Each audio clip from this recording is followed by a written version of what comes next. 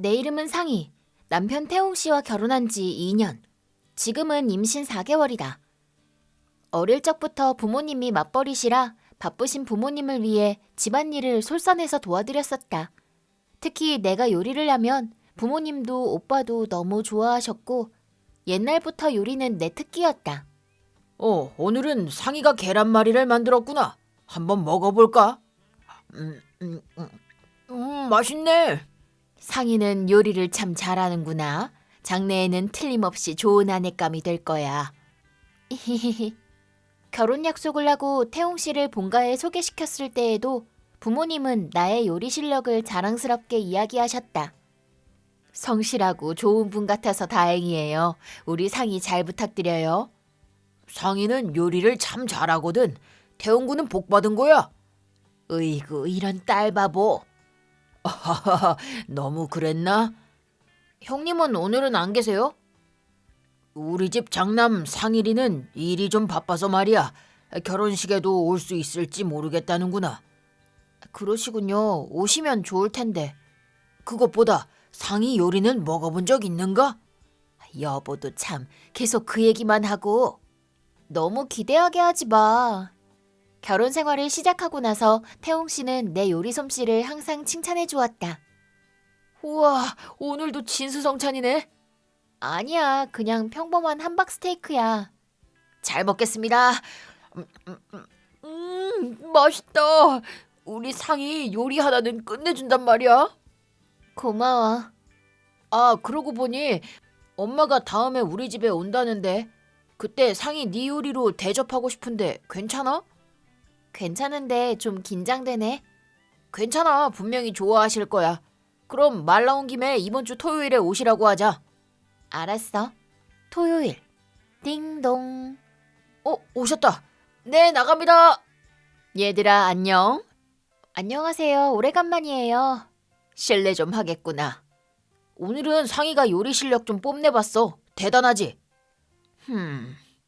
시어머니는 원래 말수도 적으신 데다 무뚝뚝한 표정이신 분이다. 같이 식사를 할 때에도 딱히 반응도 없으시고 묵묵히 내가 만든 요리만 드셨다. 원래부터 그런 분이신 건 알고 있었지만 시어머니가 집에 가신 후 나는 뭔가 불안한 예감이 들었다. 어머님 입에 안 맞으셨나? 아니야, 엄마가 저렇게 드시는 거 드문 일이야. 정말? 단지 리액션이 없는 편이시라 불안한 마음 들었다면 미안해. 그런 거면 괜찮아. 나야말로 너무 깊게 생각했나 봐. 미안해. 이렇게 우리 결혼 생활은 순조롭게 1년이 지났다. 이런 나날이 계속되었으면 하고 진심으로 바라고 있었다. 그러던 어느 날 너무나도 기쁜 일이 일어났다. 다녀왔습니다. 오늘은 저녁밥 없어? 오늘 좀 몸이 안 좋아서. 그렇구나. 병원은 갔어? 오늘 갔다 왔어. 괜찮았어? 그게 임신이었어. 정말이야? 응, 정말이야. 가족이 생긴다니 너무 기쁘다. 하지만 저녁밥 없는 건 좀 충격이네. 미안해. 아마 입덧인 것 같은데 메스꺼움이랑 속쓰림이 심해서 내일은 꼭 준비해 놓을게. 알았어, 부탁할게. 태웅 씨는 매우 기뻐해 주었고 이때 나는 행복의 절정이었다. 하지만 그것도 길게 가진 않았다. 다녀왔습니다. 오늘 저녁 이것뿐이야? 미안해. 입덧이 심해서 오늘 좀 누워 있었거든. 입덧이 무슨 병도 아니고 집안일이나 밥하는 거 정도야 할 수 있지 않아? 그치만 속이 너무 메스꺼워서. 잘 먹겠습니다. 뭔가 너무 대충 한 게 티난다. 다 먹었어. 더 안 먹고? 이렇게 대충 만든 음식 필요 없어. 씻고 올게. 정말 미안해. 내일은 제대로 만들어줄게. 다녀왔습니다. 왔어? 오늘은 태웅 씨가 좋아하는 함박 스테이크 만들었어. 잘 먹겠습니다. 어때? 맛있어?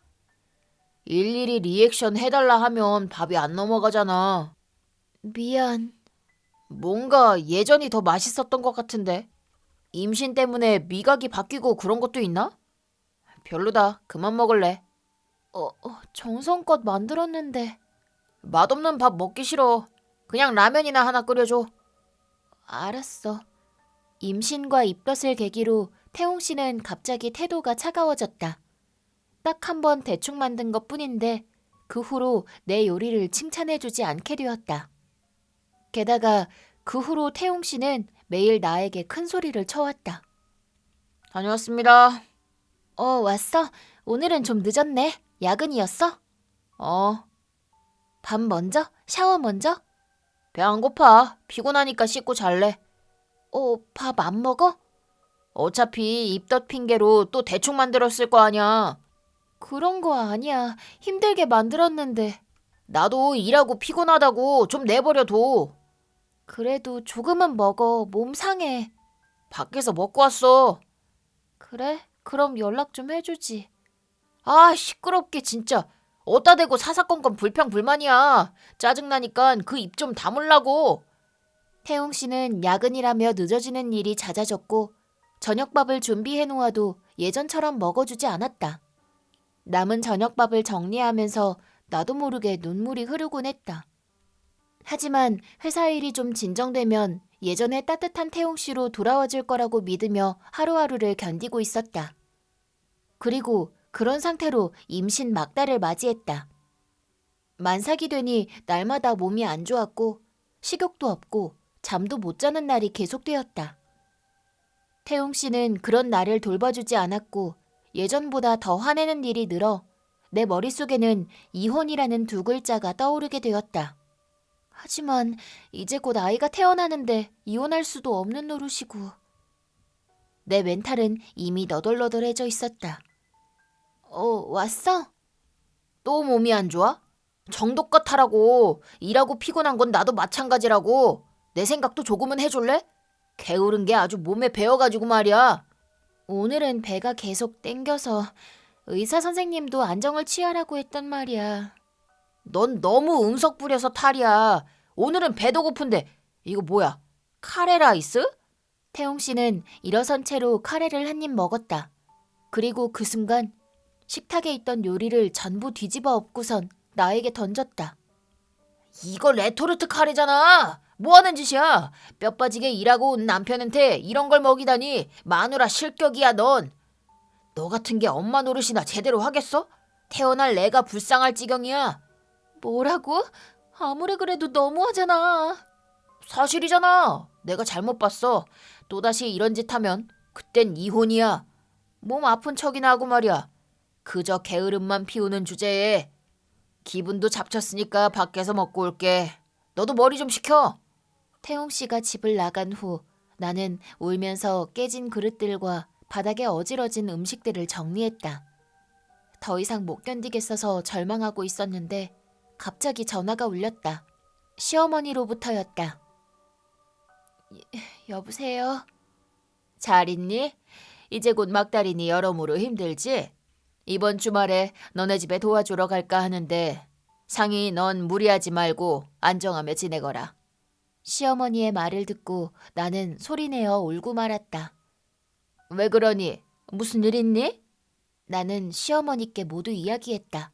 그러자 평소엔 무덤덤하신 시어머니가 한동안 아무 말 않고 계셨다. 그런 일 있었음 진작에 얘기를 하지. 오늘은 그만 늦었으니 넌 네 방에서 자거라. 내일 아침 첫 차로 너네 집에 갈 테니까. 나는 시어머니의 그 한마디로 진정이 되었고 얼른 집 청소를 한 후에 카레로 범벅이 된 머리를 감고 난 후 잠자리에 들었다. 태웅 씨는 밤늦게 돌아와 편의점에서 사온 술과 안주들을 식탁 위에 어지럽힌 채로 잤다. 다음 날엔 얼굴도 보기 싫어서 일찍 일어나 아침상을 준비하고 다시 방으로 들어갔다. 그리고 태웅 씨가 출근하고 1시간 후. 띵동. 네. 그래 며느라, 태웅인 출근했니? 네. 내게 좋은 작전이 있단다. 작전이요? 태웅이한텐 오늘 빨리 퇴근하라고 연락해뒀다. 그러니까 빨리 준비하자꾸나. 그날 밤. 다녀왔습니다. 엄마 와 계셔? 왔니? 올 거면 진작 얘기해줘야지. 오늘은 진수성찬이네. 상이는 만삭이라 힘들 테니 도와주러 온 게야. 어서 먹거라. 역시 우리 엄마. 잘 먹겠습니다. 맛있어. 이런 거 얼마 만에 먹어보는 거야? 요즘 상이가 농땡이를 피워서 말이야. 그렇게 맛있어? 그럼 맛있지. 너도 엄마한테 감사하라고. 그래. 이거 다 마트에서 사온 거야. 뭐? 무슨 말 하는 거야? 우리 엄마 음식 정도는 알아본다고. 정말로 이거 마트에서 산 반찬이란다. 거짓말이지? 왜? 상이한테 전부 다 들었다. 들었다니 뭘? 어제 상이가 만든 요리 다 뒤집어 엎고선 상이한테 던졌댔지? 이전부터 계속 화내고 했던 것도 다 들었다. 너 엄마한테 쓸데없는 말 하지 말라고. 애초에 임신하자마자 게으름 피운 네가 나쁜 거잖아. 임신이 얼마나 힘든지도 모르면서 그딴 소리를 하다니 한심하구나. 이런 자식으로 키우지 않았는데. 뭐라는 거야? 엄마가 무슨 상관이야? 띵동. 왔구나. 네. 누구야 이 와중에? 장인어른, 장모님, 그리고 부장님? 부장님이 여기에 왜? 너네 회사의 부장은 우리 장남일세. 도대체 어떻게 된 일인지 말해보게. 내 소중한 딸에게 무슨 짓을 한 거야? 네 입으로 설명해봐. 잠시만요. 그러니까 부장님이 상이 오빠시라고요? 그래. 아내 오빠랑 같이 일하면 불편할 테니 일부러 말 안 했거든. 하지만 더 이상 매제 형님 사이는 아니니 상관없겠군. 그게 무슨 말씀이세요? 너 같은 사람한테 여동생과 아이를 맡길 순 없어. 네? 어제 이혼하겠다고 말한 건 당신이지? 그건 홧김에 나도 모르게 나온 말이지 진심이 아니라고. 이제 곧 아이도 태어나는데 어떻게 이혼한다는 거야? 설마 진심은 아니지? 나는 진심이야. 나도 찬성일세. 나도 찬성. 그러는 게 상의를 위해서도 좋겠구나.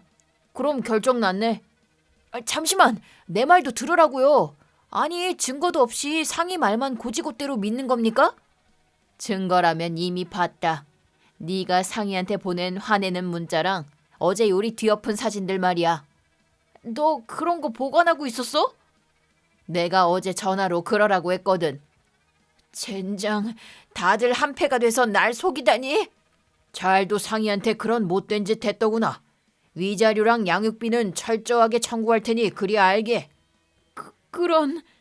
그리고 가정폭력이나 휘두르는 놈을 우리 부서에 둘 수는 없지. 저 자르시려고요? 그러면 위자료랑 양육비는 못 내게 되잖아. 해고는 안 하지만 지방으로 전근 보낼 예정이야. 거짓말. 지방에서 깐깐한 상사랑 단 둘이서 일하게 될 거야. 각오해두라고. 아이는 만나게 해줄 거지? 이런 상황에서도 그런 걸 바라다니 할 말이 없구나. 아이를 볼 수 있을지 없을진 너 하기 나름이야. 정 보고 싶으면 상의가 안심하고 만나도 되겠다고 생각하게끔 제대로 반성하고 행동으로 보이란 말이야. 그때까진 나도 못 볼 게다. 엄마까지? 상의야, 미안하구나. 힘들었지? 위자료랑 양육비는 꼭 내게 할 테니까 걱정 말거라. 우리들도 있으니까. 우리 집에 태어날 아이를 다 같이 맞이하자꾸나. 모두들 고마워요. 그 후 무사히 건강한 여자아이가 태어났고 본가에서 키우게 되었다.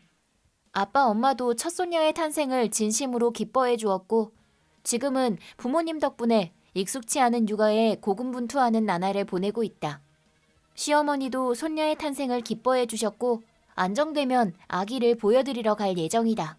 태웅 씨로 말하자면 정신적 폭력으로 소송당한 게 회사에 알려져 오빠가 말한 대로 지방으로 전근 가게 되었다. 매달 월급은 위자료와 양육비가 반 이상을 차지했기 때문에 지금은 지방의 낡은 사택에서 제대로 된 식사도 못하고 혼자서 쓸쓸하게 지내고 있다고 한다. 오구 그래. 누가 그랬죠? 배가 고픈 모양이구나. 지금 우유 가져올 테니 잠시만. 아빠와 엄마는 이쁜 손녀와의 생활이 지금은 둘도 없는 소중한 시간인 듯하다. 태웅 씨와 이혼한 후 나의 멘탈적인 부분도 서서히 회복이 되었고 앞으로도 온 가족이 힘을 합쳐 태어난 아기를 행복하게 해주고 싶다. 내 대학교 친구 중에 미향이라는 애가 있었다. 미향이는 대학생 때부터 성실한 노력파였고 사회인이 되어서도 그런 성격 때문에 예쁨을 받아 상사로부터 선자리를 소개받았다. 상대 남자는 회사 사장 자리의 후계자였고 회사는 사원 수십 명의 규모였다.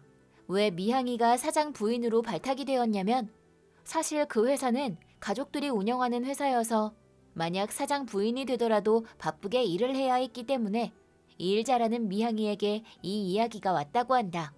선은 잘 되었고 한남의 부모님도 마음에 들어하셔서 선본 지 1년 남짓하여 그 둘은 결혼식을 올렸다.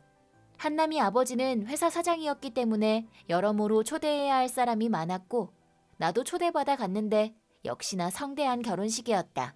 결혼식 다음 날 미향과 한남은 신혼여행에 갔지만 돌아와서 곧바로 이혼했다. 아니, 혼인신고는 아직이었으니 정확하게는 약혼 파기라고 해야 맞겠지. 어떻게 된 일이냐면 결혼식 당일날 대기실에 한남의 전 여자친구가 나타나선 한남에게 헤어진 후에도 쭉 당신을 못 잊고 있었어. 당신을 사랑해. 부탁이니까 다른 여자랑 결혼하지 말아줘. 라고 매달렸다고 한다. 하지만 너 다른 남자랑... 그건 오해야. 당신 가족이 나를 받아주지 않으니 당신과 함께하는 건 어렵다고 생각해서 슬퍼서. 그래서... 그런... 이제 와서? 부탁이야. 제발 결혼하지 말아줘. 나랑 다시 시작하자. 그 자리에서 한남의 친구들이 어떻게든 전 여친을 데려 나왔다고는 하는데 한남은 그 일로 다시 꽂혀버리고 말았다. 신혼여행 첫날 밤에 호텔에 도착한 후에 아무리 생각해도 난 지금도 전 여친을 사랑해. 그러니 너랑은 결혼 못할 것 같아. 라고 말을 꺼내왔다고 한다. 미향의 말로는 한남은 사랑 없는 결혼을 강요당한 불쌍한 사람인 양 피해자같이 굴었고 그것 때문에 매우 화가 났다고 했다. 그리고 미향이는 그런 건 좀 더 빨리 말하라고. 적어도 신혼여행 오기 전에. 라고 생각하며 화를 넘어 질려버렸고 프론트에 전화하여 다른 방을 잡아서 짐을 가지고 이동했다. 한남은 나 생각해서 신경 써줬구나. 그치만 따로 방 안 잡아도 괜찮아. 내 마음은 쭉 전 여친에게 있으니까 너한테 손대거나 안 할 거야. 게다가 따로 방 잡으면 돈도 아깝잖아. 라며 눈치 없는 말을 하는 바람에 순간 죽이고 싶었다지만 꾹 화를 참고 전 여친이 걱정하잖아. 내 걱정은 하지 마. 라며 다른 방을 자기 돈으로 잡았다. 참고로 신혼여행은 해외였고 패키지 투어였다. 도중에 귀국하는 건 수속이 번거로웠고 그리고 미향이가 계속 가고 싶어 했던 나라였기 때문에 여행은 여행대로 관광을 즐겼다고 한다. 도중에 같은 여행에 젊은 여자 2사람이랑 친해져서 같이 다녔다고 한다. 한남은 한남대로 좋아하지도 않는 사람이랑 여행 다녀도 재미없을 테니까. 라며 결국 관광은 안 하고 호텔에 처박혀서 하루 왼종일 전 여친과 사랑을 속삭였다고 한다. 그리고 귀국하자마자 한남은 부모님에게 전 여친과 다시 만나고 싶어서 미향이랑은 결혼 못하겠어요. 라고 얘기하자 부모님은 격분. 사실은 미향이와 결혼식을 올리기 한참 전에 한남은 전 여친을 결혼 상대로서 부모님께 소개한 적이 있었다. 하지만 전 여친의 행동과 몸단장, 말투를 보곤 부모님은 전 여친에게 불신감이 들었다. 그리하여 부모님이 몰래 전 여친의 신변 조사를 해보니 남자 관계나 돈 씀씀이가 해프다는 걸 알았고 그 증거를 한남에게 보여주며 결혼은 포기하거라. 그 여잔 결혼 상대로 안 돼. 라고 설득했다고 한다. 그럼에도 불구하고 한남은 그건 옛날 일이야. 지금은 마음 다 잡고 나 하나만 바라보고 있대. 내가 말하는 것도 그렇지만 믿어주세요. 라며 어떻게 해서든 부모님을 설득하려고 했지만 부모님은 납득하지 않았다. 그렇게 다투고 있는 와중에 전 여친이 바람을 폈다. 한남도 그건 용서할 수 없었는지 그땐 화를 내며 헤어졌다고 한다. 결국 미향이는 한남과 헤어졌고 한남의 부모님에게 엄청난 위자료를 받았다. 그리고 한남은 부모님이 아무리 반대해도 이번에야말로 전 여친과 결혼할 거야. 라며 양보하지 않았고 반년 후 한남의 부모님이 져주셔서 전 여친을 며느리로 받아들였다. 그로부터 수년 후 우리 애가 유치원에 다니기 시작했을 때였다. 아이가 다니는 유치원 엄마들이 은근히 피하는 엄마가 있다는 걸 알게 되었다.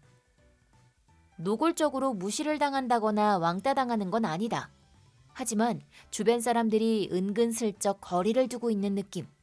친한 엄마한테 물어보니 아, 그 사람? 그 여자 몇 년 전에 전 남친 결혼식에 난입해서 남편 빼앗았다는 소문이 있던데? 라고 말해주었다. 어? 남편을 빼앗아? 뭔가 어디서 들은 이야긴데? 하고 자세히 물어보니 그 엄마는 그 전 여친이었다. 게다가 소문도 심하게 과장돼서 몇 번이나 중절 수술했다. 전약혼자에게 장난 전화나 스토커 행위를 해서 경찰에게 체포된 적이 있다. 남편도 공범이라 미향이의 집 등 정보를 제공했다. 결혼식에 난입해서 신부를 덮치는 바람에 크게 다치게 했다라는 등의 큰일이 되어 있었다. 중절 수술이나 경찰은 모르겠지만 미향이는 한남의 아내로부터 장난 전화나 스토커 행위는 당하지 않았었고 다친 적도 한 번도 없었다. 결혼식 자체는 별 소란 없이 끝났는데 소문이란 게 무섭구나, 이렇게 말이 커지는구나 라고 생각했다. 어쨌든 이러한 무용담 때문에 저런 여자랑 얽히기 싫어 라고 사람들이 피하는 듯하다. 나도 한남의 아내와 잠시 이야기한 적이 있지만 그 여자는 아무렇지 않게 사람을 깔보는 구석이 있었고 그래서 그런지 사람들이 거리를 두고 어느샌가 말이 커지게 된 건가 생각했다. 그치만 뭐 약탈 결혼한 건 사실인데다 결혼식에 부르지도 않았는데 신부랑 결혼하지 마 라며 끼어드는 데부터 아예 틀린 이야기는 아니다. 게다가 결혼식 수일 후에 파탄 났습니다. 하지만 축의금은 안 돌려드립니다. 그리고 아들은 전 여친과 결혼하게 됐습니다. 라니, 초대 손님들을 우습게 보는 것도 아니고 미향이는 미향이 쪽이 받은 축의금은 송금하거나 해서 어떻게든 전부 돌려줬다고 하는데 한남은 다들 배부르게 먹고 마시고 선물도 받아갔으니 안 돌려줘도 되겠지? 라며 아무리 부모님이 말해도 돌려주려 하지 않았다. 한남 아버지의 일과 관련된 손님들도 많았고 지역 밀착형인 회사였기 때문에 일적인 영향도 꽤 있었을 거다. 한남의 아내는 지금은 사장 부인으로서 회사를 인계하여 사장이 된 한남과 함께 회사를 일궈나가고 있지만 실적은 계속 악화되고 있다고 한다. 한남의 아내는 회사에는 있지만 거의 호두까기 인형. 다른 사원들로부터는 쓸데없긴 하는 일도 없으면서 라며 손가락질을 당하고 있다고 한다. 원래 돈 씀씀이가 해퍼서 몇 번이고 회사 공금을 슬쩍 해서는 자기 뒷주머니를 채우고 있었던 것도 발각되었다. 당연히 회사에선 한남의 아내를 향한 비판이 거세졌지만 그래도 한남은 자기 아내를 감싸고 돌았다. 그 결과 더 이상은 못 잇는다며 그만두는 사원이 속출했고 회사는 거의 무너져가고 있다고 한다. 참고로 미양이는 한남과 헤어진 1년 후에 다른 남자와 결혼했다. 다른 지방으로 시집을 갔기 때문에 이전처럼 자주는 못 보게 됐지만 2, 3개월에 한 번씩 같이 밥을 먹으며 서로 근황 이야기를 하며 지내고 있다. 미향이는 일반 회사원과 결혼하였고 다른 사람이 볼 땐 평범하기 그지없는 일상일지 몰라도 가족 모두가 웃으며 지낼 수 있는 그런 하루하루가 제일 행복해.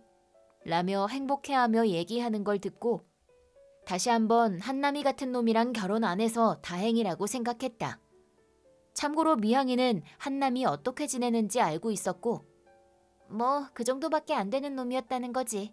그런 놈이란 걸 몰랐던 나도 바보였지만 라고 말하며 아무렇지 않아 했지만 나는 이런 말하면 성격이 안 좋아 보이는 건 알지만 한남과 한남 아내에게 꼭 한마디 하고 싶다.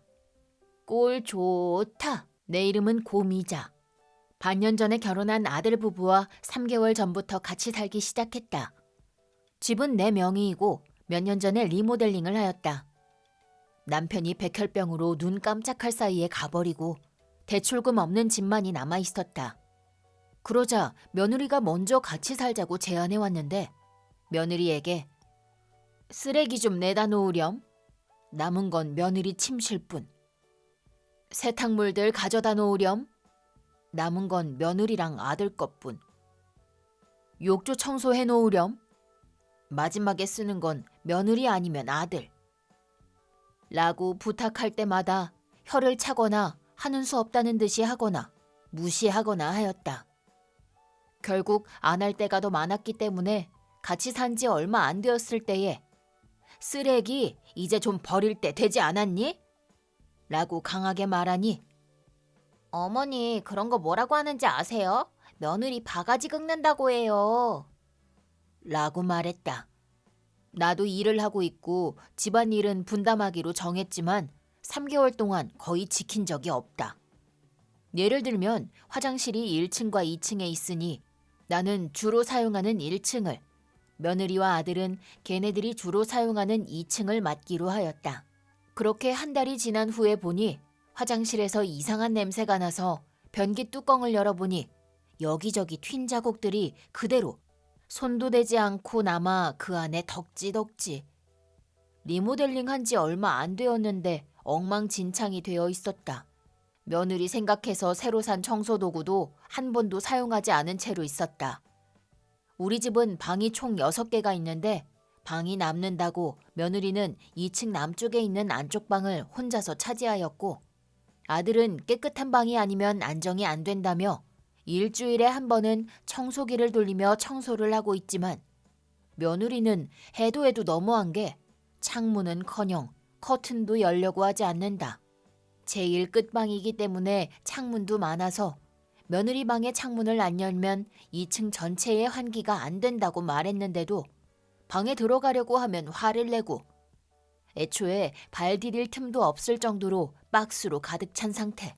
금방이라도 내쫓고 싶지만 며느리의 학자금 대출금 5천만 원이 있다는 게 결혼 후에 발각되었고 게다가 거의 갚지도 않아서 이자가 붙는 바람에 불어날 대로 불어나 있었다. 아들은 저축한 돈과 월급의 대부분을 며느리의 학자금 대출을 갚고 있었고 이대로 나가버리면 생활을 못 해나간다고 한다. 며느리의 친정에 말이 다르지 않냐고 따졌더니 소중한 딸을 홀어머니 집에 시집 보내놨더니 감사한 줄 알라고. 다른 집에선 있을 수 없는 일이라고. 그러게 며느리로 들였으면 무엇이든 부부와 가족이 협력해 나가는 게 당연하잖아. 라며 몰상식한 대답을 듣고 이걸 어떻게 되갚아 줄까 하고 속이 부글부글 끓고 있었다. 결국 나는 애비가 일주일 동안 출장 가고 없으니 일주일 안으로 안 고쳐지면 방 안에 있는 쓰레기 모두 사람 불러서 처분할 거야 라고 며느리에게 최종 경고를 했다. 남편의 집이 저 여자에게 더럽혀지는 걸 더 이상 두고 볼 수 없었다. 이 집은 남편과 내가 시부모님을 돌봐드리며 같이 지내기 위해서 베리어 프리로 했기 때문에 조금 특수한 구조이다. 남편이 죽고 난 후 한 번에 몰려오는 고독감에 한때는 팔 것도 생각했지만 요즘엔 인기가 없는 구조라는 말을 듣고 헐값으로 그냥 내줄 뻔한 적이 있었다. 그러다 정신을 차린 나는 남편이 남겨준 집을 싼 값에 넘겨버리는 게 아까운 생각이 들었다. 게다가 아직 남편이 죽은 지 반년 남짓. 집을 판다고 해도 조금 더 마음의 준비가 필요하다고 생각했다. 그러자 출장 중인 아들에게 아침부터 전화가 걸려왔는데 내가 일 때문에 집에 없을 때 엄마가 마누라 괴롭혔다는데? 라고 따져왔다. 그럴 리가 있니? 나도 아침부터 밤까지 일하는데 언제 괴롭힐 시간이 있다고 그러니? 나도 처음엔 그렇게 생각했어. 엄마가 그럴 리가 없다고 생각해서 마누라한테는 계속 그럴 리 없다고 했고 네가 좀만 참으라고 했는데 더 이상은 못 참는다 그랬어. 엄마 도대체 무슨 짓을 한 거야? 할 말을 잃었다. 그래서 며느리를 불러 내가 너 괴롭히는 것 같고 그게 못 참겠으면 안 말릴 테니 둘이서 나가 살거라 라고 말했다. 그리고 쭉 본가에서 살아왔던 며느리에게 한 번쯤 너네 둘만의 생활을 경험하는 게 좋을 듯 하구나. 그러면 여러 가지 알게 될 거다 라고 말하니 며느리가 너무하세요. 여태까지 어머니 보살펴드린 건 저잖아요. 그런데 내쫓으시다니요? 이 집에서 나가야 할 건 어머니시죠. 라며 울부짖었다. 아들도 전화 넘어 들리는 며느리의 목소리를 듣고 나를 나쁜 시어머니 취급을 하며 내게 마누라 말이 맞아. 얘가 있었으니 엄마도 안심하고 집을 얘한테 맡기고 일할 수 있었던 거잖아. 마누라가 노력해준 덕분에 이 집이 있는 거라고. 그러니까 엄마가 나가주셔야겠어요. 저기 여러 가지로 착각하고 계신 모양인데 애초에 이 집 내 명의로 되어 있거든요. 며느리는 일도 안 하지만 나는 50살에 눈도 침침한데 간호사로서 현역으로 일할 정도로 건강하거든요. 고작 3개월 동안 잊어버린 거야? 아들도 며느리 빚 대신 갚느라 이러지도 저러지도 못하는 상황일진 몰라도 26이나 돼서 이렇게 멍청할 줄은 몰랐다. 내보낸다고 말은 쉽게 해도 그래 잘 가거라 하고 당장 할 수 있는 일도 아니고 나도 일을 하고 있는 입장이니 시간적으로 자유로운 며느리를 뒤쫓아 증거를 수집하는 것도 못하고 내가 낮에는 일을 하고 있으니 오히려 그동안 며느리는 뭘 하고 있는지 내가 더 알고 싶을 정도였다. 말려놓은 세탁들이 개켜져 있지도 설거지를 해놓지도 목욕물을 받아놓는 것도 아니다. 어제는 내가 오후 출근이라 점심때까지 집에 있었는데 10시 정도에 집을 나가서는 몇 시간 후에 돌아오더니 점심 한 끼에 15,000원 이상 하는 가게에서 나눠주는 쿠폰이 딸린 전단지가 쓰레기통에 버려져 있었으니 비싼 공짜밥 먹고 다니는 건 확실하다. 고민하고 있던 찰나 코로나 때문에 재택근무를 하고 있던 딸에게 잠시 동안 집에 와달라고 했다. 딸도 얘기를 듣더니 깜짝 놀라했다. 결론부터 말하자면 며느리는 임신 사기였다. 출장에서 돌아온 아들이 나에게 마누라 임신한 몸이라고. 라며 나에게 소리를 질러왔다. 그러나 딸이 임신이라니? 언제부터? 예정일이 언젠데? 라고 따지며 얘기를 들어보니 뒤죽박죽이었다. 먼저 출산 예정일을 물어봤더니 내년 겨울쯤이요? 라는 며느리. 지금 여름인데? 내년 겨울이면 앞으로 16개월 후? 라고 물으니 네, 보통 그렇지 않아요? 라고 대답했다.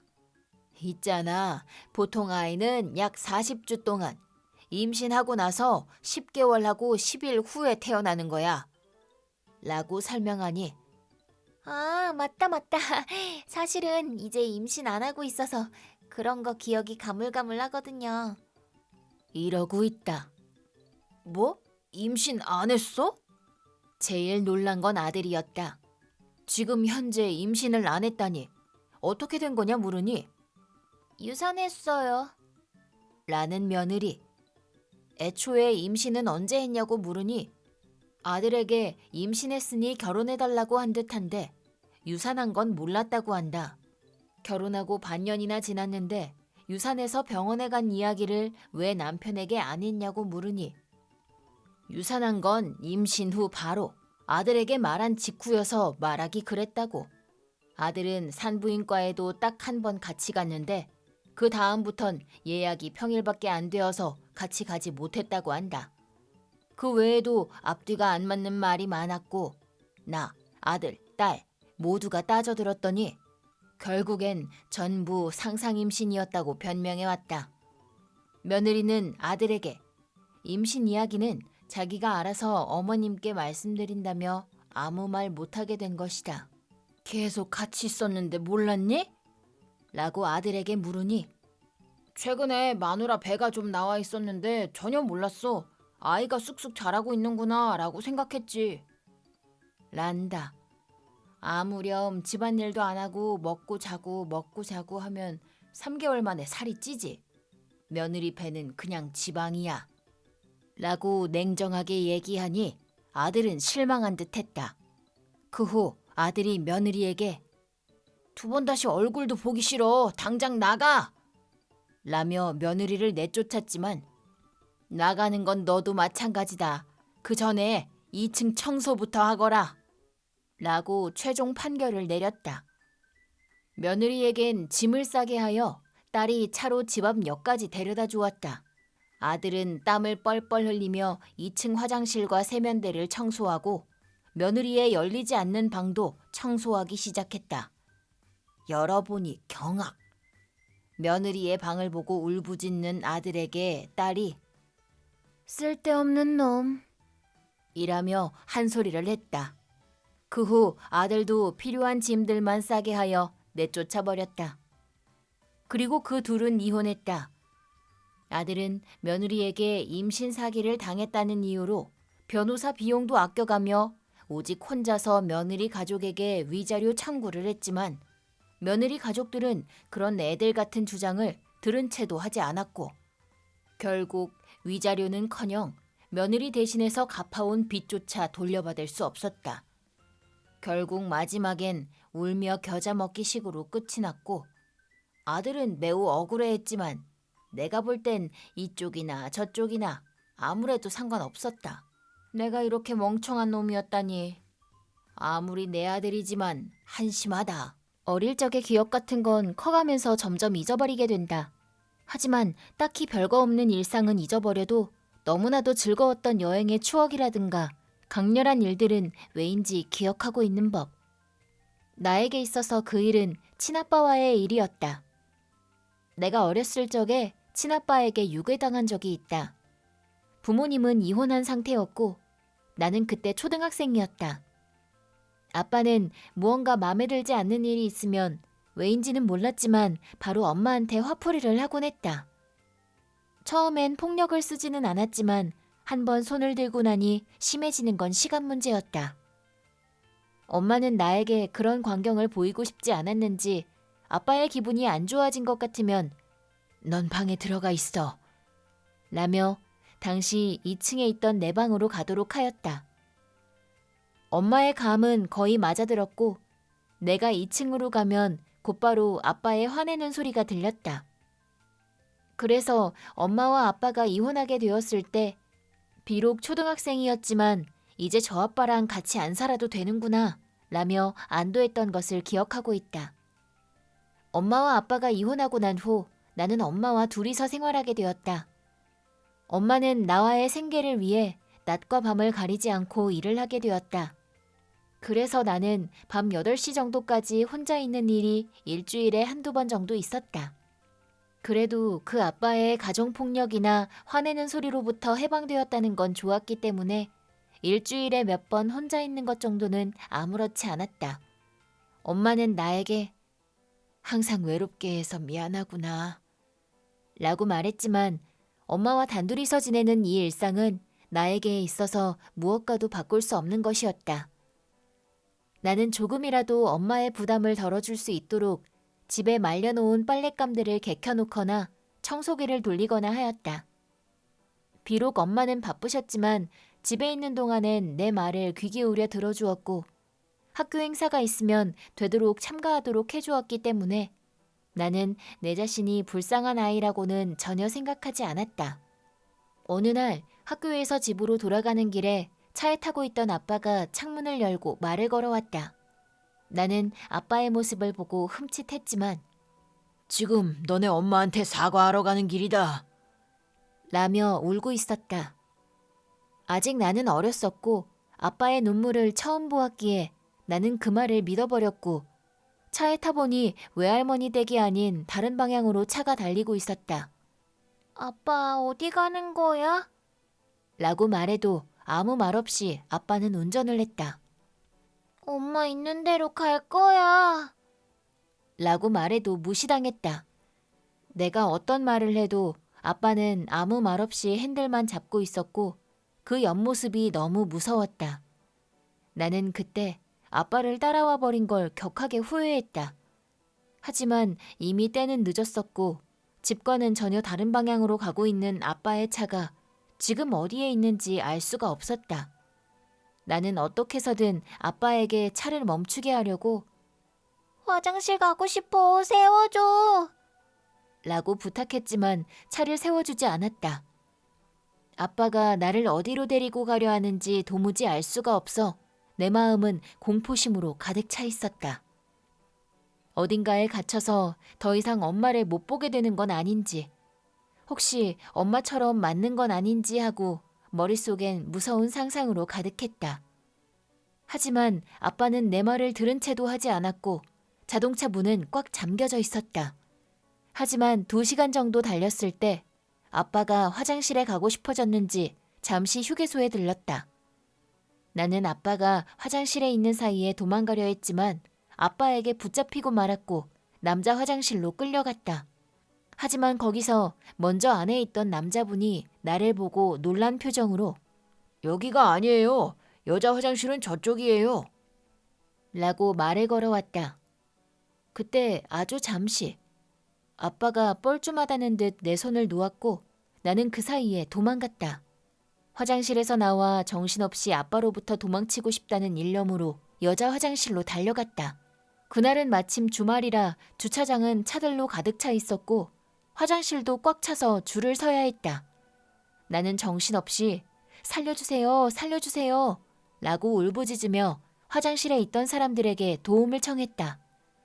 그러자 어른들이 경찰을 불러주었다. 경찰이 올 때까지 나는 여자 화장실 안에서 꼼짝도 하지 않았다. 나가면 아빠가 데려가려고 하는 게 분명하니깐.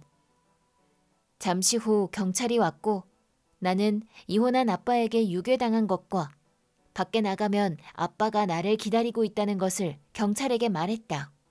상황 설명을 들은 경찰은 함께 나와 아빠를 발견했고 아빠는 체포되었다.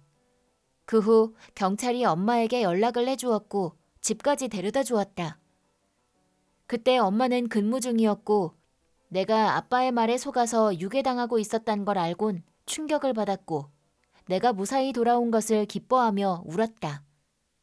그로부터 아빠와는 2번 다시 만나지 않았지만 5년 정도 감시를 당했다. 하지만 내가 고등학생이 되었을 때에 갑자기 감시가 끊겼다.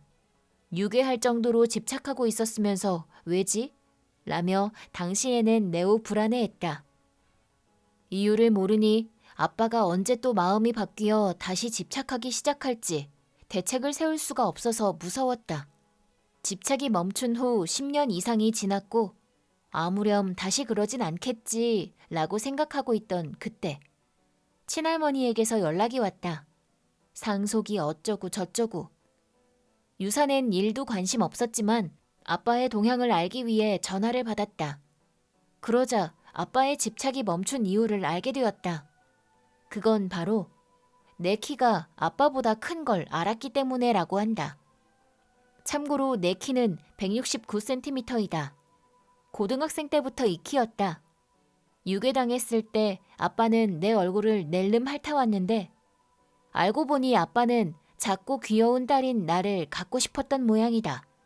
그때까지 아빠는 공포의 대상으로만 보고 있었는데 그걸 알곤 아무리 친아빠지만 매우 기분 더러운 존재가 되었다. 친할머니는 그러니 더 이상 집착은 안 할 테니 안심하거라 라고 했지만 그런 거였다면 좀 더 빨리 알았으면 좋았을걸. 결국 그 후 상속 같은 거 관심 없으니까 맘대로 하세요 라고 전화를 끊었지만 피곤함이 확 밀려왔다. 아무리 친아빠지만 초등학생 때 유괴당한 트라우마는 그 후 몇 년이고 나를 괴롭혔다. 아빠 차와 같은 차가 지나가는 것만으로도 심장이 쿵쾅쿵쾅거려 괴로웠고 아빠가 언제 어디에서 나를 보고 있을지 무서워서 견딜 수가 없었다. 그런데 그런 쓸데없는 이유로 나에게 집착해왔다니. 하지만 반대로 생각하면 운이 좋았다라고 생각했다. 혹시 내가 지금도 아빠 키보다 작았다면 아빠의 집착은 아직도 계속되고 있었을 가능성은 충분히 있다. 이상한 이유라고 생각될지도 모르지만 실제로 아빠는 겨우 그런 이유로 나에게 집착하는 걸 멈추었다. 게다가 혹시 엄마에게 폭력을 휘둘렀던 건 엄마가 어린 여자아이를 좋아하는 아빠로부터 나를 지키기 위해 당하고 있었던 걸지도 모른다는 생각이 들었다. 그렇게 생각하니 나는 가슴이 꽉 막히는 기분이 들었다. 분명 내가 이런 걸 엄마에게 물어도 말해주지 않을 거고 누가 그렇게 말해준 것도 아닌데 나는 그게 틀림없다는 확신이 들었다. 그렇게 생각하니 나는 엄마가 더욱더 소중하게 느껴졌다. 어린아이였던 내가 어른이 된 만큼 엄마도 나이가 들었다. 그래서 지금부턴 평생을 바쳐서 엄마를 소중히 해야겠다고 마음먹었다. 그 후 몇 년 후, 나는 엄마와 단둘이서 평온하게 그리고 아주 행복하게 지내고 있었다. 하지만 어느 날 아빠 일이 귀에 들어왔다. 그건 바로 어떤 유치원의 여자아이들을 도찰하여 하원길을 노려서 유괴하려 하다가 유치원 선생님에게 발견되었고 그 자리에서 신고를 당하여 경찰에게 체포되었다고 한다. 나를 유괴하였을 때는 헤어졌다고 해도 친딸이었기 때문에 실형까지 가진 않았지만 이번 일은 그렇게 되지 않았고 아빠는 유치장으로 가게 되었다. 특히 유괴당할 뻔한 아이의 부모님이 돈으로 합의 않고 무조건 실형을 원했다고 한다. 소중한 아이를 유괴당할 뻔했으니 그건 당연하다고 생각한다. 그리고 아무리 친아빠지만 그렇게 되어주어서 진심으로 다행이라고 생각했다. 그리고 나의 감은 역시 맞았다.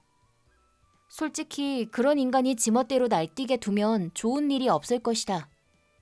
이번 사건도 미수로 끝났지만 나와 같이 유괴당해서 트라우마가 생기는 아이가 생기는 건 절대 용서할 수 없다.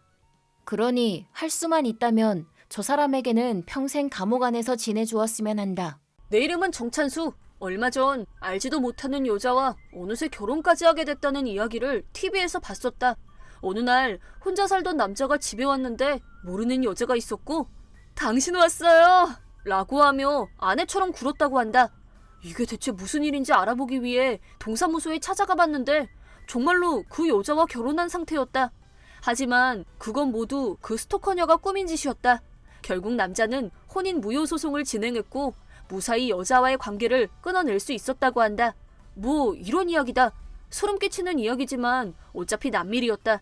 그리고 이런 일이 진짜 벌어질 리가 없다고 결국 다 꾸며낸 이야기라고 생각했다. 그런데 그 이야기와 똑같은 일이 내게도 일어나고 말았다. 4년 전 나는 내 아내와 결혼했다. 맞선으로 한 결혼이었고 결혼한 지 4년이 지났지만 우린 아직 뜨겁다. 결혼 전 나는 아내가 살던 곳에 바로 옆 도시에 살고 있었고 해외 출장이 잦았다. 아내는 결혼하면 내가 사는 곳으로 넘어온다고 했었다. 그래서 예단을 주고받은 후 직장 상사에게 결혼을 하게 돼서 반년 후에 퇴사하겠다고 말해놨다고 한다. 아내가 살던 지역은 주민이 적은 시골 도시로 곧 결혼을 앞둔 아내의 소문은 빠르게 퍼져나갔다. 근데 그 내용이 좀 이상했다. 사람들은 아내가 춘길이라는 남자와 결혼하는 걸로 알고 있었다. 참고로 춘길이라는 남자는 아내가 일하는 회사에 오가며 작업하던 사람인데 아내와는 아무 사이도 아니었다. 어느 날 아내가 회사의 창고 업무를 보고 있는데 춘길 엄마가 와서는 30분 동안 아내를 지켜보고 간 적이 있었다고 했다. 딱히 무슨 일이 일어난 건 아니었지만 아내는 기분이 나빴다고 한다. 그래서 그 소문에 대해 물어본 사람들과 직장 동료들에게 그 소문은 사실이 아니라고 해명했다. 그리고 지구 반대편에서 장기 출장 중이었던 내게 라인을 보냈다. 그 당시 춘길의 존재를 몰랐던 나는 일단 상황을 좀 지켜보자 라고 아내를 달랬다. 그런데 춘길 엄마가 곧 며느리를 드릴 거라는 소문이 아내 귀에도 들어왔다. 아내는 점점 더 공포에 질려했고 내게 다시 라인을 보냈다. 고민 끝에 우리는 그런 헛소문을 퍼뜨리고 다니는 춘길 엄마에게 가서 장인 장모님과 함께 따져보기로 했다. 그런데 그 다음날 춘길이가 아내 직장에 와서는 지수씨, 저와 결혼해주세요. 행복하게 해드리겠습니다. 라고 했고 약혼반지를 건넸다. 아내는 당연히 그 프로포즈를 거절했다. 전 이미 약혼자가 있어요. 대체 저한테 왜 이러시는 거예요? 제발 부탁인데 결혼한다는 소문 좀 그만 내세요. 라고 따졌다. 그러자 춘길은 약혼이라고? 벌써 식장까지 다 알아놨는데 바람을 피우다니! 라고 하며 엉엉 울었다. 아내도 갑작스러운 상황 전개에 충격을 받아 엉엉 울고 말았다. 그래서 일단 아내의 상사가 춘길을 제지한 후 돌려보냈다. 그 후 아내는 부모님께 가서 이 사실을 알렸다. 장인어른과 상사가 함께 가서 춘길에게 따진다고 해서 나는 이제 곧 해결되겠구나 싶었다. 상사는 춘길에게 미리 전화해 집에서 기다리고 있으라고 했다. 하지만 춘길이는 지금 집에 없어요. 무슨 일 때문에 오신 건데요? 라며 춘길 엄마가 현관 앞에서 소리를 질렀다. 어쩔 수 없이 장인어른은 춘길 엄마에게 이제 그런 소문 내고 다니지 마세요. 그리고 우리 딸은 이제 결혼할 거니까 더 이상 따라다니지 마세요. 라고 말했다. 춘길 엄마는 춘길이는 지수 씨랑 사귀는 사이라고 하던데요. 그 증거로 프로포즈 반지도 샀다고요. 이제 그만 가주세요. 라고 했다. 프로포즈 반지를 산 일이 어떻게 증거가 될 수 있는지 잘 모르겠다. 딸과 예비 사이는 이미 예단, 예물도 주고받은 사이라고 재차 말했지만 거짓말하지 마세요. 이 자리엔 지수 씨도 없잖아요. 저는 아들 말을 믿어요. 이런 식으로 말이 전혀 안 통한다고 했다. 그래서 그날은 일단 집으로 돌아왔다고. 그날 밤 아내와 장인어른이 라인으로 내게 어떤 제안을 했다. 그 제안은 즉 아내와 장인어른 그리고 우리 아빠도 함께 따지러 가면 그쪽도 포기할 거라는 것이었다. 하지만 우리 아빠는 젊었을 때 야쿠자가 될 뻔했던 사람으로 성격도 아주 거칠다. 이번 일을 알게 되면 폭발해서 난리를 피울 게 분명했다. 나는 일이 악화되는 것을 막고자 서둘러 귀국하기로 했다. 상사에게 부탁해서 급하게 휴가를 받았다. 근데 비행기표를 구하지 못해서 4번이나 환승하는 바람에 도착까지 40시간이 걸렸다. 그렇게 내가 비행기를 타고 가던 도중 아내의 직장에 춘길과 춘길 엄마가 난입했다. 아내, 상사, 춘길 엄마가 같이 이야기를 했는데 두 사람은 계속 길길이 날뛰었다. 지수씨, 대체 왜 바람을 피운 거예요? 널 위해서 결혼식도 디즈니랜드에서 올릴 계획이었다고. 바람을 피운 건 유감스럽지만 이 자리에서 사과한다면 용서해주겠다. 엄마도 이렇게 말씀하시잖아. 빨리 사과해. 지금 당장 사과하라고. 2번 다시 바람 피우지 않겠다고 맹세해. 분위기는 정말 험악했고 아내는 무서운 나머지 덜덜 떨고 있었다. 상사 덕분에 난동 피우던 두 사람을 겨우 쫓아낼 수 있었다. 그리고 아내에게 무슨 일이 생길지도 모른다며 유급휴가를 써서 얼마간은 부모님 집에서 지내라고 배려도 해주셨다. 나는 귀국하자마자 처가로 향했다. 그 후 라인 통화를 통해 우리 부모님도 참석해서 작전회의를 했다. 출장을 잠시 멈추고 귀국한 것이기 때문에 가능하면 한 방에 처리하고 싶었다.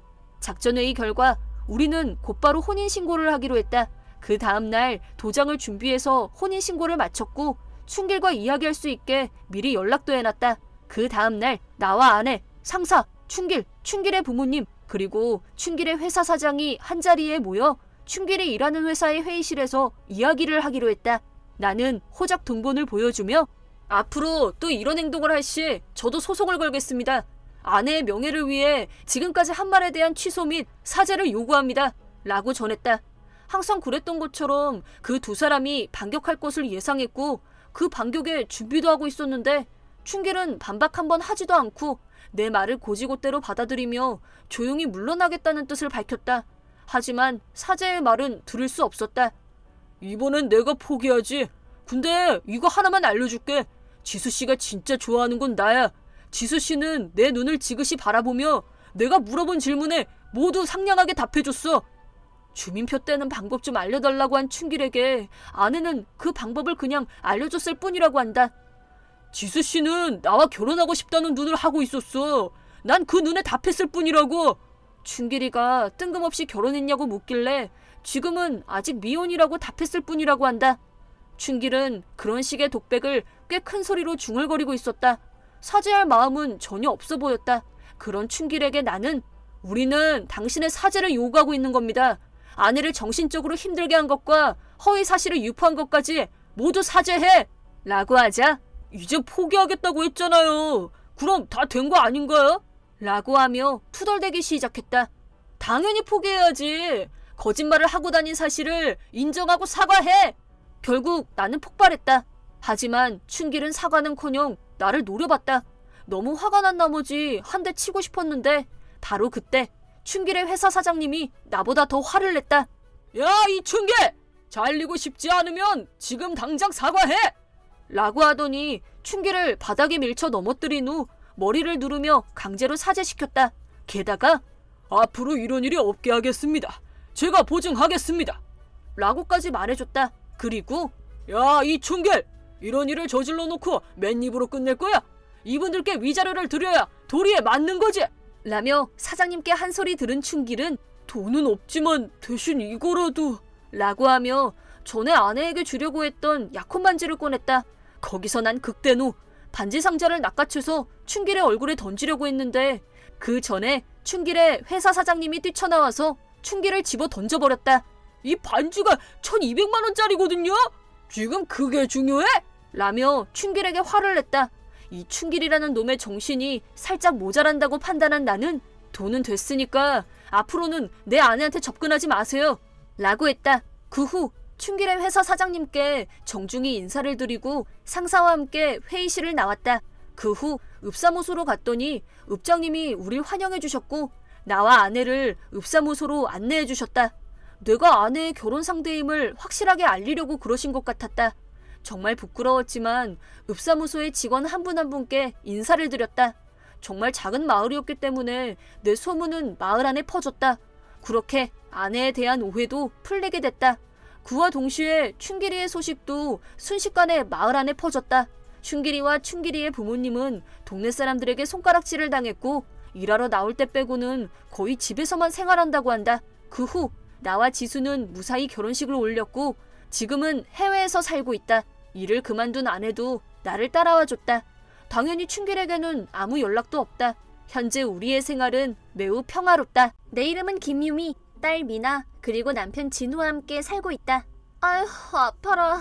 엄마 괜찮아? 입이 아파? 충치가 생겼나봐. 아, 아프다. 너 괜찮아? 빨리 병원에 가보는 게 좋을 것 같은데. 그러게. 엄마, 나한테 맡겨. 뭐? 미나 손은 약손. 어때? 이제 안 아프지? 진짜네? 고마워, 미나야. 미나는 정말 착하구나. 엄마 정말 기뻐. 난 항상 엄마 편이야. 사실 요즘 충치가 계속 생긴다. 이유는 잘 알고 있다.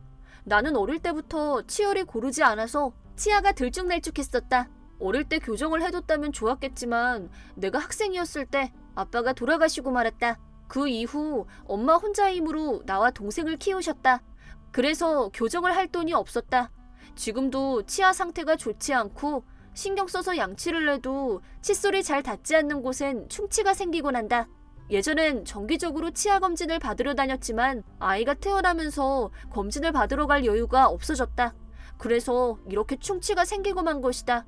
그러던 중 딸 미나가 올해 유치원에 들어가게 됐고 나는 드디어 내 시간을 가질 수 있게 됐다.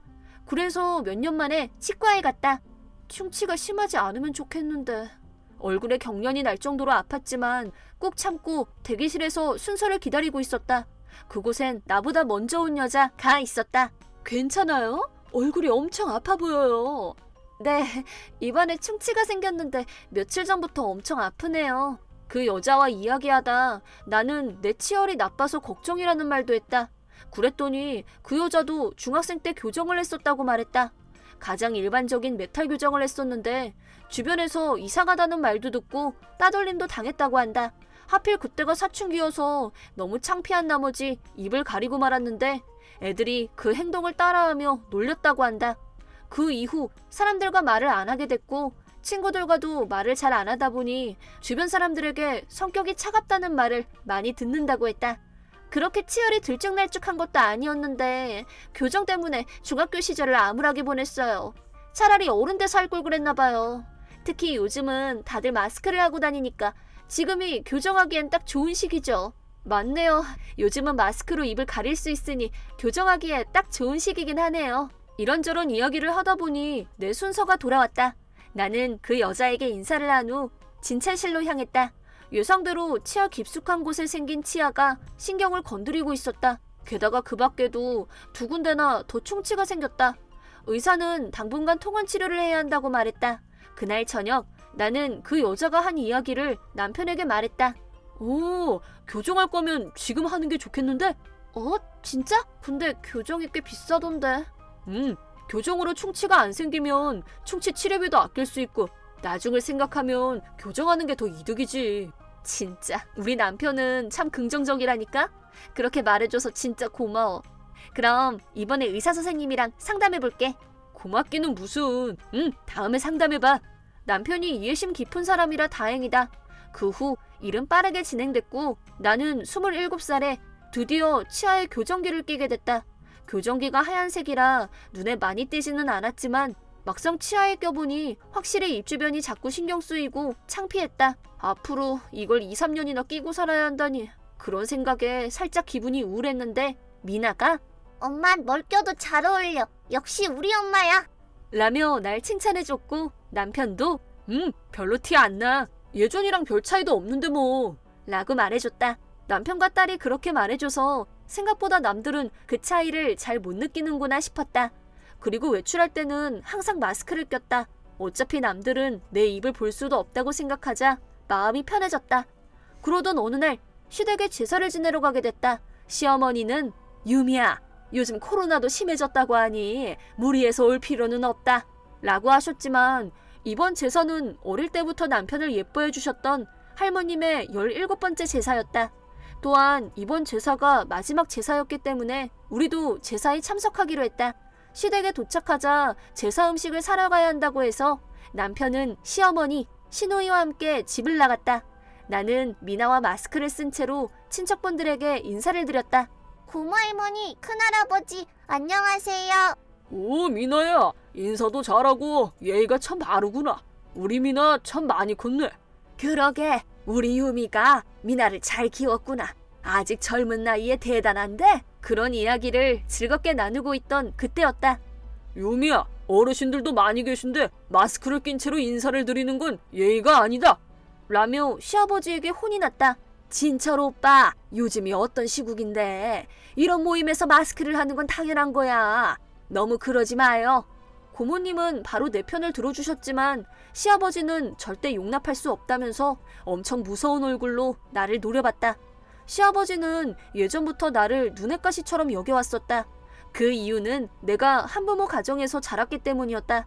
사실은 결혼도 반대하셨지만 남편이 결혼을 승낙해주지 않으면 연을 끊겠다고 하는 바람에 하는 수 없이 허락하셨다. 하지만 그 후에도 계속 시아버지는 나를 이유도 없이 싫어하셨다. 어서 빨리 마스크 벗지 않고 뭐하니? 역시 한부모 가정에서 자란 애들은 버릇이 없다니까. 한부모 가정이랑 이게 무슨 상관이냐고 라고 생각했지만 더 이상 분위기를 험악하게 만들고 싶지 않았기 때문에 시키는 대로 마스크를 벗었다. 근데 내 입을 본 시아버지가 저게 뭐냐? 아이고 흉측해라. 괴물 같은 입을 하고 왔구나. 라며 막말을 했다. 교정 말씀이세요? 그래 그거. 그 괴물 같은 걸 왜 비싼 돈 들여서까지 하고 온 거냐? 돈은 어디서 났어? 신랑이 벌어온 돈으로 한 거냐? 네. 그치만 진우 씨랑도 얘기하고 한 거예요. 어차피 네가 우리 아들을 구워 삶았겠지. 이래서 내가 거지 같은 한부모 가정딸이랑 결혼하는 걸 반대한 건데. 아버님, 진철 오빠. 아무리 그래도 할 말이 있고 못할 말이 있지. 그래 진철아. 그런 말은 하면 안 되지. 라며 친척분들은 시아버지에게 한 말씀씩 해주셨다. 하지만 시아버지는 내 교정이 이상하다는 둥, 성형이라는 둥, 입 장애인이라는 둥 계속해서 막말을 해댔다. 마침 그때 장을 보러 나갔던 남편이 돌아왔다. 남편은 이상해진 분위기를 눈치채고는 뭐야? 무슨 일 있었어? 아빠, 혹시 유미한테 이상한 말 한 건 아니지? 라고 시아버지에게 따져 물었다. 나는 아무것도 안 했어. 그치 미나야? 잠깐 엄마랑 이야기만 한 것뿐이잖아. 사실 시아버지는 손녀 바보였다. 응, 할아버지 얼굴이 좀 무서웠지만 엄마한테 이상하다고 이야기한 것 뿐이에요. 근데 그게 무슨 뜻이에요, 할아버지? 이상하다는 말은 말이지. 미나의 엄마를 두고 말하는 거란다. 저거 봐. 엄마 입에 이상한 게 달려있지? 저 입이 꼭 괴물 같잖아. 저렇게 평범하지 않은 상태를 보고 이상하다라고 하는 거란다. 여보, 무슨 말을 그렇게 해요? 아빠, 제발 그만 좀. 바로 그때였다. 그럼 이것도 이상한 거네요? 라고 말하며 미나는 시아버지의 가발을 집어서 정원에 있는 연못으로 던졌고 풍덩 소리를 내며 빠졌다. 정원의 잉어들은 가발을 물어뜯었다. 무슨 짓이야? 손녀 바보였던 시아버지도 그 일만은 못 참고 새빨간 얼굴로 화를 냈다. 그러자 미나는 그치만 할아버지가 이상한 건 가만히 있으면서 엄마가 이상한 것만 나쁘다고 하잖아요. 너무해요. 할아버지 머리가 훨씬 더 이상한데. 라며 팩폭을 날렸다. 시아버지는 새빨간 얼굴을 하고 씩씩거리며 연못에 가발을 주우러 갔다. 하지만 잉어가 마구 물어뜯은 탓에 가발은 더 이상 못 쓰게 됐다. 그 후 시아버지는 너무 창피한 나머지 제사가 시작될 때까지 방에서 나오지 않으셨다. 난 항상 엄마 편이야. 고마워 미나야. 그치만 다른 사람의 소중한 물건을 그렇게 던지면 안 되는 거야. 응, 알겠어. 친척들의 엄청난 웃음거리가 된 시아버지는 남을 비웃는 사람은 언젠가 똑같이 당하게 되어 있어 라고 화를 냈다. 하지만 그거야말로 딱 오빠 꼴이네 라며 2차 팩폭을 당했고 시아버지는 찍소리도 못했다. 미나의 용감한 행동과 고모님의 재치 있는 반격으로 시아버지는 그 이후 내게 아무 말씀도 못하게 되셨다. 덕분에 저는 사이다를 벌컥벌컥 들이킨 것처럼 속이 후련해질 수 있었습니다.